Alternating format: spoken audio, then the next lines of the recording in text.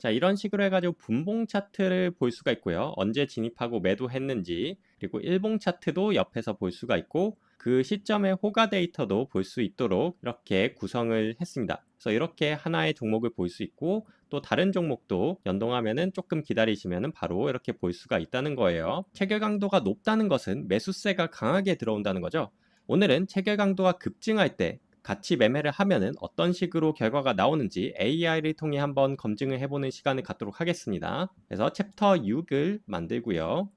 챕터 6의 폴더를 만들고 커맨드 템플릿으로 넘어가서 여기에 있는 내용을 그대로 복사해서 AI한테 커맨드를 이렇게 줘볼 겁니다.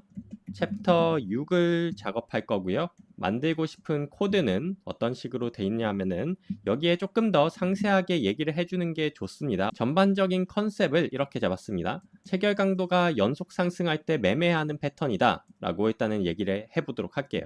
그리고 오늘은 틱 데이터 뿐만 아니라 일봉 데이터도 같이 활용할 건데요. 일봉 데이터 위치는 이렇게 똑같이 고정을 시키고요. 실시간 틱 데이터를 저번 시간과 같이 똑같은 위치에 놓고요. 매수 로직은 일봉상으로 정배열인 종목을 대상으로 합니다. 그래서 역배열인 종목은 그냥 대상에서 제외를 시켰고요. 1분봉 기준으로 체결 강도가 2봉 연속 1% 이상 상승하고 2봉 연속 거래대금이 5억 이상 터지는 경우 매수하도록 하겠습니다. 그래서 좀 수급이 강하게 좀 들어오는 종목이라고 볼 수가 있겠죠. 매도 로직은 간단히 매수가 대비 플러스 2% 또는 마이너스 2% 이상 발생하면은 매도하도록 하고 장 마감까지 둘 다 터치를 안 했다. 그럼 종가에 매도하는 걸로 가정하도록 하겠습니다. 그래서 거래세 수수료 슬리피지는 기존과 같고요. 초기 예수금 마찬가지로 1억 그리고 매수당 금액은 200만 원. 결과는 엑셀 파일로 마찬가지로 저장을 해달라고 하겠습니다. 그리고 병렬 처리로 해서 최대한 빠르게 진행해 보도록 할 거고요. 한 가지 더 추가를 할게요. 오늘은 13으로 해가지고 한 가지 더 요청사항을 추가하도록 하겠습니다. 추가 요청사항 매수 시점의 체결 강도와 호가의 총 매수 잔량 대비 총 매도 잔량 비율을 상세 결과에 기록하도록 해 라고 해가지고 호가 데이터까지 한번 분석을 할 수 있도록 좀 하려고 합니다. 그래서 이렇게 해가지고 한번 커맨드를 줘보도록 할게요. 자, 이렇게 파이썬 파일이 만들어졌고요. 요거를 한번 실행을 시켜보도록 하겠습니다. 자, 그럼 엑셀 파일 한번 열어보도록 하겠습니다. 그래서 엑셀 파일 한번 열어보면은 이런 식으로 전반적인 분석 결과를 볼 수가 있고요. 2026년도 5월 18일부터 5월 22일까지 총 종목 수는 247개의 종목, 그리고 총 매매 횟수는 1274회, 수익 횟수, 손실 횟수, 승률 대략적으로 42% 정도 되네요. 이렇게 해가지고 볼 수가 있고 상세 결과도 이렇게 볼 수가 있겠죠. 이런 식으로 돼 있는데 요거를 저희가 엑셀 파일에서 하나하나 보기엔 조금 어려우니까 대시보드 통해서 한번 볼 수 있도록 한번 해보도록 하겠습니다. 요거를 복사해가지고 대시보드 템플릿 요청하도록 하겠습니다. 인터랙티브하게 분석할 수 있는 대시보드 만들어줘 라고 하도록 하겠습니다. 자, 대시보드 파일이 완성이 돼서 한번 실행을 시켜보도록 하겠습니다. 자, 백테스트 파일을 한번 선택을 해보도록 하고요. 아무거나 한번 선택을 해보도록 할게요. 여기에서 매수, 매도 이런 식으로 표시가 되고요. 크게 문제없이 차트가 표시가 되는 것을 알 수가 있습니다. 그래서 틱 데이터를 통해서 분봉을 만들어서 불러와서 표시를 해주는 거기 때문에 이게 조금 시간이 또 걸릴 수 있다는 거예요. 지금 저희가 일봉 차트와 분봉 차트 그리고 호가 데이터를 좀 한 번에 표시해 가지고 볼 수 있으면 좋을 것 같아서 그걸 한번 요청해 보도록 하겠습니다.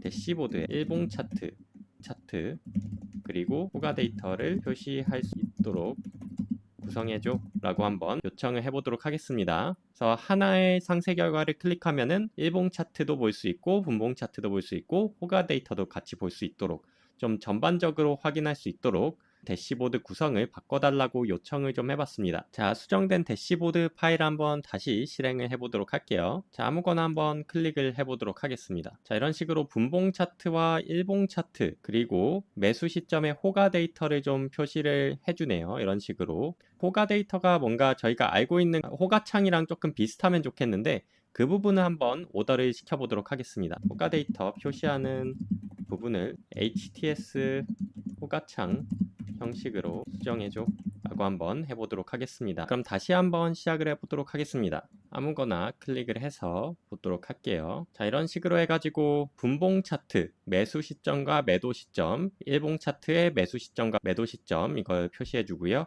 여기에 옆에 보시면 호가 데이터 이런 식으로 해가지고 표시가 되는 걸 알 수가 있네요. 그래서 전반적인 요약은 아까도 봤다시피 그렇게 좋은 결과를 보이진 않는 것 같습니다. 그러면은 몇 가지 필터를 조금 추가해 보도록 하겠습니다. 우선은 매수 시 체결 강도를 한번 좀 조정을 해볼 텐데요. 100보다 큰 친구들만 좀 모아가지고 다시 수익률 그래프를 보면은 조금은 개선이 된 것 같지만 뭐 큰 개선이 이루어진 것 같지는 않습니다. 그러면 이번에는 호가 데이터를 조금 조정을 해보도록 할게요.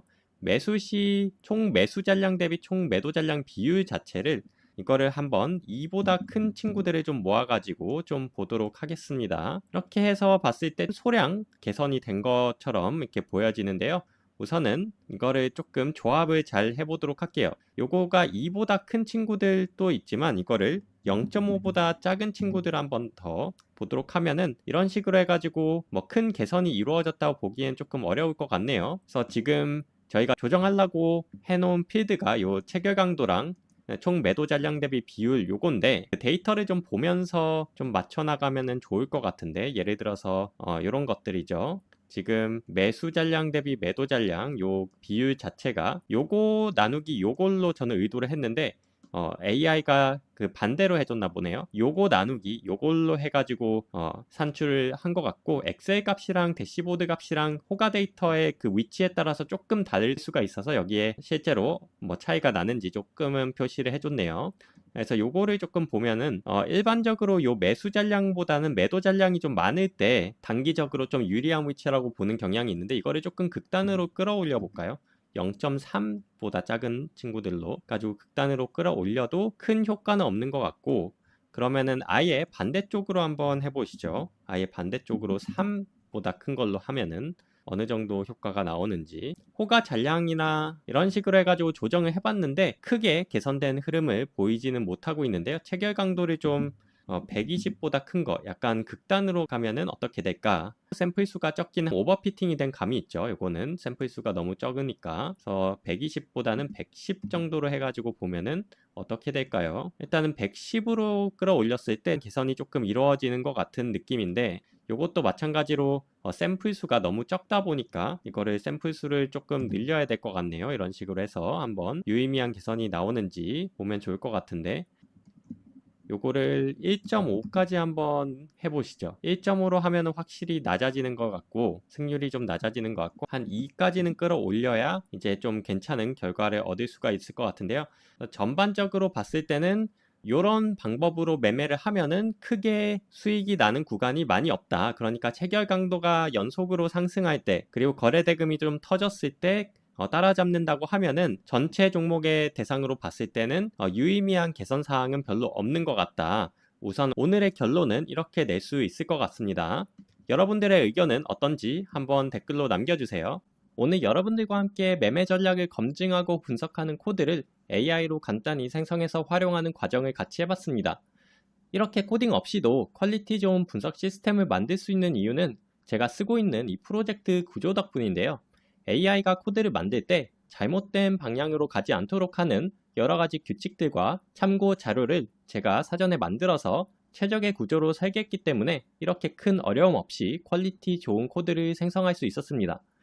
이 프로젝트는 주식 코딩 사이트 stopcoding.kr에서 판매하고 있고요.